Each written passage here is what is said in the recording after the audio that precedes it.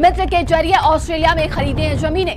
मां पिता ने 2 बार ऑस्ट्रेलिया जाकर जमीनें खरीदी हैं। शुक्रताल में बालियान ने 800 बीघा जमीन खरीदी है। अपनी कंपनी का एफओको से अनुबंध करोड़ रुपए कमाए हैं बताया जा रहा है। शुगर मिल से कच्चे माल से खाद की फैक्ट्री लगाई है। सपा नेताओं के साथ स्टील प्लांट कारोबार में साझी भी हैं वो, और चिलर प्लांट लगाने में मंत्री पद का इस्तेमाल भी किया उन्होंने।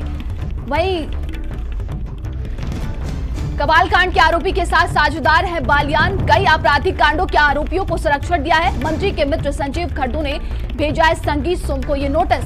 10 करोड़ की मानहानि का खड्डू ने ये नोटिस भेजा है और संगीत सोम के लेटर हेड पर जारी हुआ था ये आरोप पत्र। तो देखिए, संगीत सोम और संजीव बालियान अब लगातार एक दूसरे पर आरोप प्रत्यारोप लगा रहे हैं। और ज्यादा जानकारी के साथ संवाददाता नरेंद्र हमारे साथ जुड़ गए हैं। नरेंद्र, देखिए, लगातार आरोप प्रत्यारोप का दौर शुरू हो चुका है। अब देखिए, संजीव बालियान की हार के बाद संजीव बालियान और संगीत सोम के बीच में जो राजनीतिक आरोप हैं वो चल रहे थे। अभी तक साजिशें राजनीतिक रूप से क्या रची गई उनके बारे में चर्चा हो रही थी, लेकिन 2 दिन पहले जो प्रेस कॉन्फ्रेंस संगीत सोम ने अपनी कोठी पर की, उसमें एक व्यक्ति वहां पर जो चिट्ठी है वो बांटते हुए दिखा और उस चिट्ठी की कॉपी खुद संगीत सोम के हाथ में भी उसने दी है। ये कई वीडियो में बिल्कुल साफ दिखा है। बाद में संगीत सोम जो है वो इस चिट्ठी से पल्ला झाड़ गए, लेकिन इस चिट्ठी में बहुत सारे गंभीर आरोप संजीव बालियान के ऊपर लगाए गए हैं। वो किस तरीके से विदेशों में जमीनें खरीद रहे हैं, ऑस्ट्रेलिया में उनके माता पिता और उन्होंने अकूत संपत्ति इन्वेस्ट की है। इसके अलावा समाजवादी पार्टी के नेताओं के साथ उनके किस तरीके से व्यापारिक साझेदारियां हैं, और जो कबाल कांड का आरोपी है कादिर राणा, उसके साथ भी उनकी व्यापारिक साझेदारी है। उन्होंने किस तरीके से मंत्री रहते हुए अपने पद का दुरुपयोग किया, इस तरह के आरोप जो है वो उसमें लगाए गए हैं। लेकिन इन्हीं आरोपों में से एक आरोप यह है कि ऑस्ट्रेलिया में जमीन उन्होंने खरीदी, उसमें एक संजीव खड्डू नाम का जो व्यक्ति है, जो संजीव बालियान का दोस्त बताया गया है, वो उसमें गवाह था और वही माध्यम बना।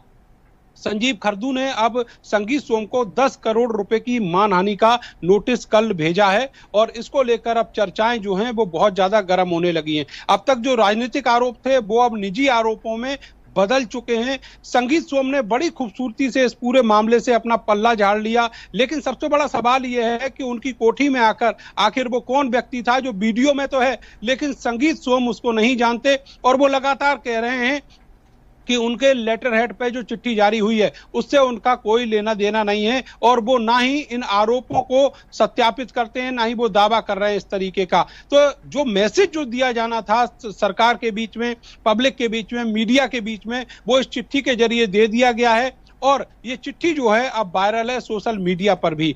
जो संजीव बालियान के ऊपर जो आरोप हैं वो बिल्कुल पब्लिकली आ चुके हैं, लेकिन सवाल ये है कि संगीत सोम बड़ी खूबसूरती से इस पूरे आरोपों से अपना पल्ला झाड़ गए। जी बिल्कुल नरेंद्र, ये देखने वाली बात होगी जिस तरीके से संगीत सोम लगातार संजीव बालियान पर आरोप लगा रहे हैं, उनकी क्या कुछ प्रतिक्रिया आप सामने आती है, क्योंकि ये बड़े मुद्दे हैं, गंभीर मुद्दे हैं।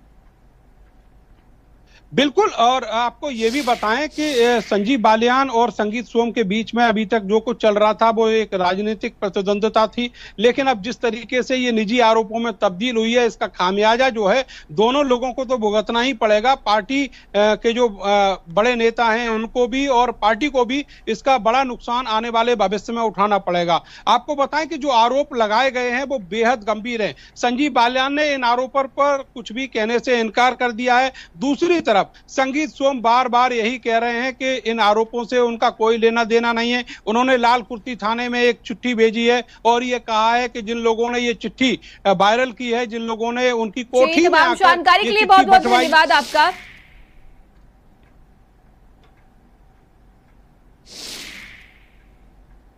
एक दिन पहले संगीत सोम भूतपूर्व विधायक सरदना ने एक प्रेस वार्ता की, जिसमें एक लेटर हेड पर मेरे ऊपर कई तरह के मन गढ़ंत आरोप लगाए गए, जिसमें उन्होंने मेरा नाम का जिक्र करते हुए लिखा है कि मैंने डॉक्टर संजीव बालियान को ऑस्ट्रेलिया में ज़मीन खरीदवाई है, और जिसमें यह भी लिखा है कि मैं उस ज़मीन में की खरीद में गवाह भी हूँ।